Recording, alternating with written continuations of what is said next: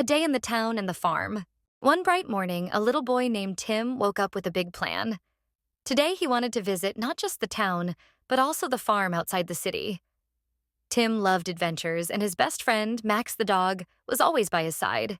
"Let's start by exploring the town center first," Tim said to Max, who barked excitedly. The town center was always bustling with people. They passed by the big library where Tim would sometimes borrow books about animals and nature. Tim loved reading because it helped him imagine new adventures. After walking past the library, they strolled through the park, where children were playing on swings and slides in the playground. Tim loved the playground, but today he had bigger plans. "We'll come back here later, Max," Tim said, looking at the kids having fun. Next, they walked down the main street. Tim waved at the shopkeepers, especially the one at his favorite store. They even passed the museum, which always fascinated Tim with its big dinosaur models. He remembered the time he saw a real dinosaur model there. It was both exciting and a little scary. Just outside the town, Tim and Max came across a small, clear pool of water. They stopped for a quick drink, splashing around for fun. "Look, Max, this pool is so refreshing," Tim said as Max dipped his paws into the water. After a short rest, they continued their journey. On the way, they saw a long path leading toward a garden with beautiful flowers. Tim admired the flower beds and large trees that shaded the garden. At the edge of the garden stood a tall fence made of wood. Tim peeked over the fence to see what was on the other side, but Max quickly tugged at him, eager to continue to the farm. Finally, they reached the farm. The first thing they saw was a group of fluffy sheep. "Baa!" they bleated as Tim and Max walked past. The farm was alive with the sounds of animals. Tim saw a cow munching on grass and heard a rooster crow from the chicken coop. Farmer Joe, who ran the farm, came out to greet them.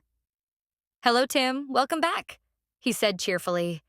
"Do you want to help feed the animals today?" "Yes, please," Tim answered eagerly. Farmer Joe handed him a basket full of food for the animals.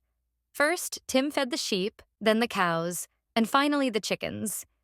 He even gave some food to the noisy donkey, who brayed loudly in thanks. Next, Farmer Joe showed Tim the farm's beehives. "These bees are busy making honey," Farmer Joe explained. Tim watched as the bees buzzed around, gathering nectar from flowers.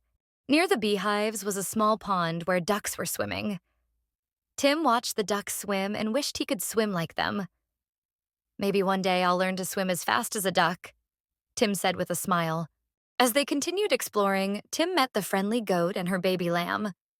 The baby lamb was tiny and soft, and it followed Tim everywhere he went. "I think the lamb likes you," Farmer Joe laughed. After seeing the lambs, Tim noticed a group of cats lounging near the barn. One of the cats jumped onto a nearby haystack, looking for a spot to nap. Max barked playfully at the cats, but they ignored him and continued to relax in the sunshine. Tim and Max played a little game of run and jump around the farm, pretending they were animals too. Tim laughed as Max tried to jump as high as the goats. After they were tired out, they rested in the shade of a tall tree, watching the animals graze in the fields. Farmer Joe handed Tim a big feather and said, "This is from one of the farm's biggest birds, the bird you always like to watch. Isn't it beautiful?" As the day came to an end, Farmer Joe invited Tim into the barn to meet the newest baby animals on the farm. Tim got to see a tiny horse, a young lamb, and a brand new pen full of fluffy chickens. Before leaving, Farmer Joe asked, "Would you like to read a book about farming animals next time you come?" Tim smiled and nodded, thinking about the fun he'd had today. He thought about all the wonderful animals, like the donkey, the noisy goat, and the sweet lamb.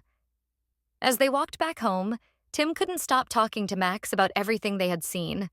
"I can't wait to tell my friends all about the farm animals tomorrow," Tim said.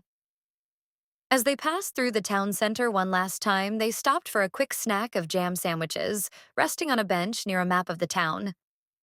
"Maybe tomorrow we can explore new places," Tim said to Max. But today was perfect. And with that, Tim and Max headed home, ready for their next big adventure.